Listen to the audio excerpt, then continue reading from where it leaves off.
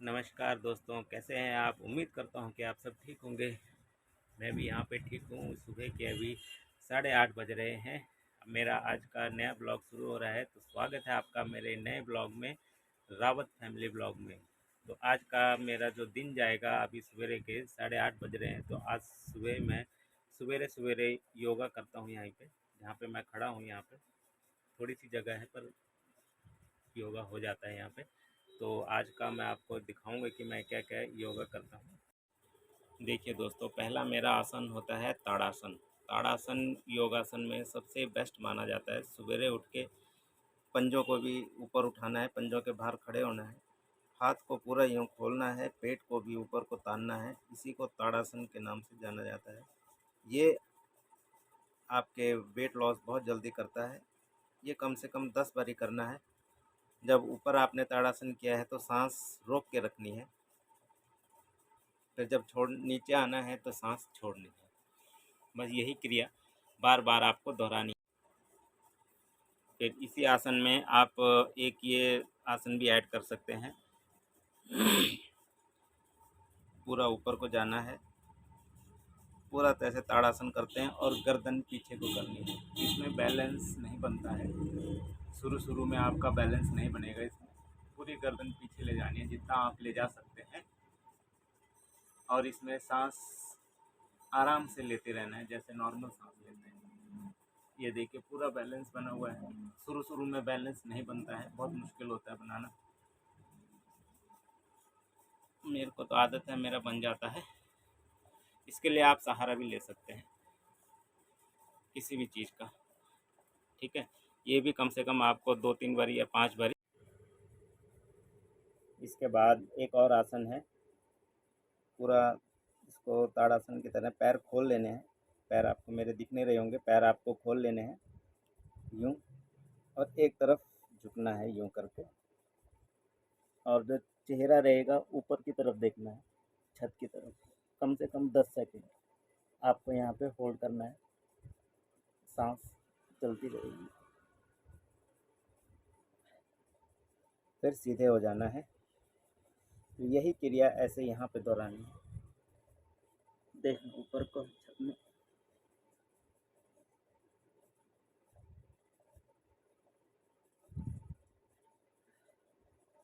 इससे जो ये चीज़ खिंचती है, ये चीज़ हमारी पतली हो जाएगी। कमर, जिसकी कमर मोटी है, कमर फैट बहुत जल्दी बर्न होगा। मेरा भी कम से कम हफ्ते में 2-3 किलो बर्नलाई आसन है। ये पुरुषों के लिए बहुत ही ज़रूरी होता है।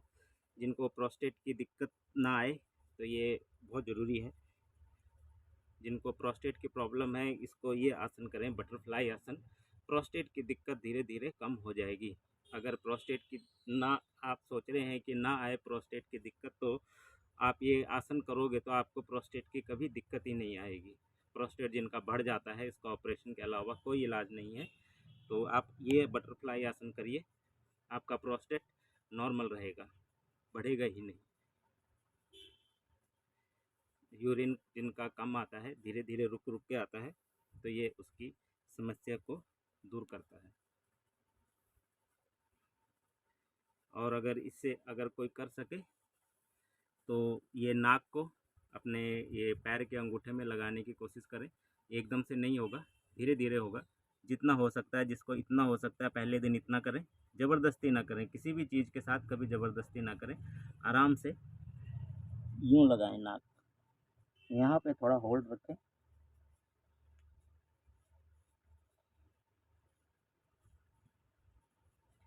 ठीक है, यहाँ पे होल्ड। ये भी क्रिया कम से कम 10 बारी, क्रिया कोई भी हो।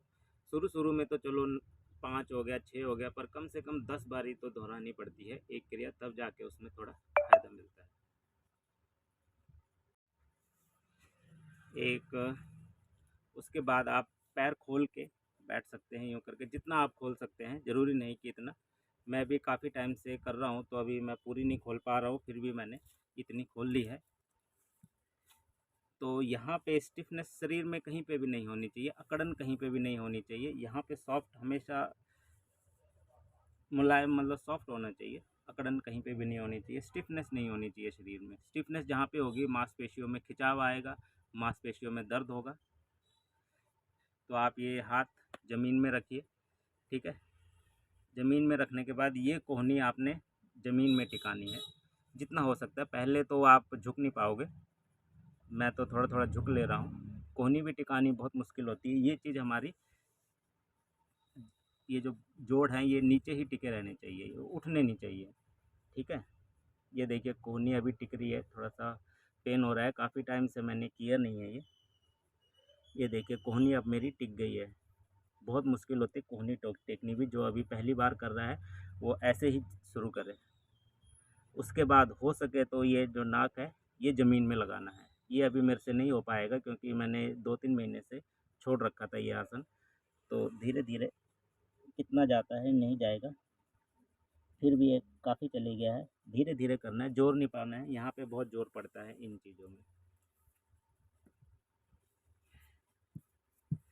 फिर इसके बाद ये करने के बाद, इसके बाद हाथ सांस लेना है ऊपर, और इधर के जो अंगूठा है इसको छूना है, ये इधर को करना है, और नाक हमारे घुटने में लगेगी ऐसे, यूँ। ये जो योगा है बहुत कारगर साबित होते हैं। हम सोचते हैं कि योगा में कुछ नहीं है, शरीर को तोड़ मरोड़ के कोई फ़ायदा नहीं, पर आजकल इसी में फ़ायदा है। यूँ ये भी कम से कम आपको 10 बारी दोहरा। ये जो अपने पूरे पैर हैं इनके ऊपर, तलवों के ऊपर बैठ के ऐसे करके, ये खाना खाने के बाद भी आप ये आसन कर सकते हैं। इससे खाना बड़ी जल्दी पच जाता है, गैस की प्रॉब्लम नहीं रहती है। मेनली हमारी जो ये पिंडलियाँ हैं ये दबनी चाहिए।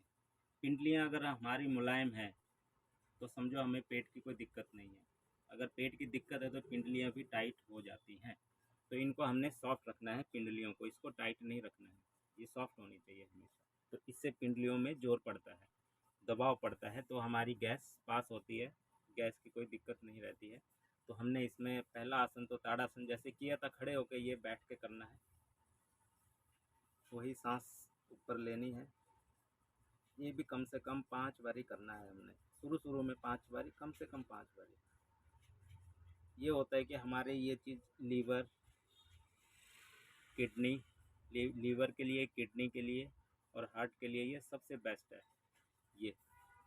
क्योंकि ये चीज़ हमारा ऊपर वाले हिस्से से ये खिंचाव पड़ रहा है पूरा। तो हमारे जो अंग हैं, महत्वपूर्ण अंग यही हैं, लीवर, किडनी, हार्ट। ये हमारी इनकी एक्सरसाइज हो जाती है। कम से कम 5 बार ये करना है। फिर सांस छोड़ देनी है नीचे लाते हुए,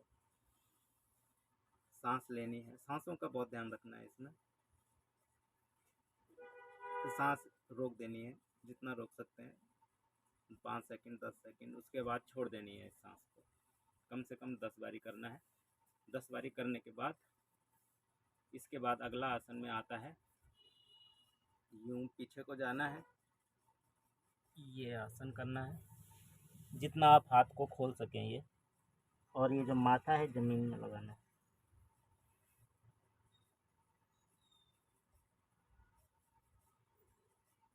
सांसें हमारी नॉर्मल चलती रहेंगी, इसमें रोकनी नहीं है। सांसें हमारी नॉर्मल चलती रहेंगी। हाथ को हम जितना खींच सकते हैं आगे को खींच सकते हैं। ये चीज़ हमारी, ये चीज़ की स्टिफनेस हमारी दूर होएगी।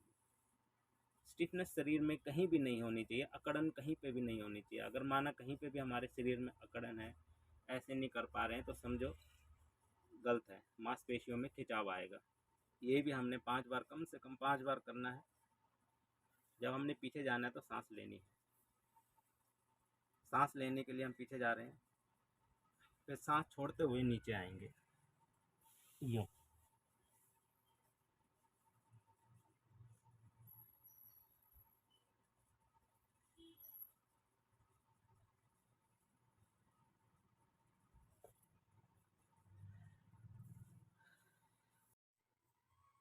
तो दोस्तों आज का योगा यहीं पे समाप्त करते हैं। तो उम्मीद करता हूँ कि मेरा योगा जो आपको पसंद आया होगा।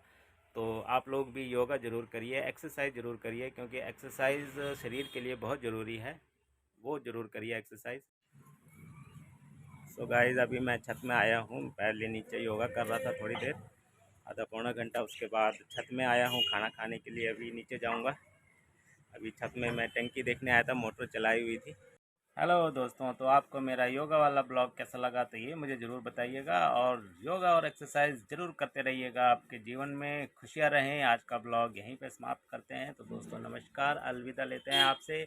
अगले ब्लॉग में जल्दी से फिर मिलेंगे। तब तक के लिए नमस्कार, अपना ख्याल रखिए। मुझे लाइक शेयर और सब्सक्राइब ज़रूर करिएगा। धन्यवाद आपका।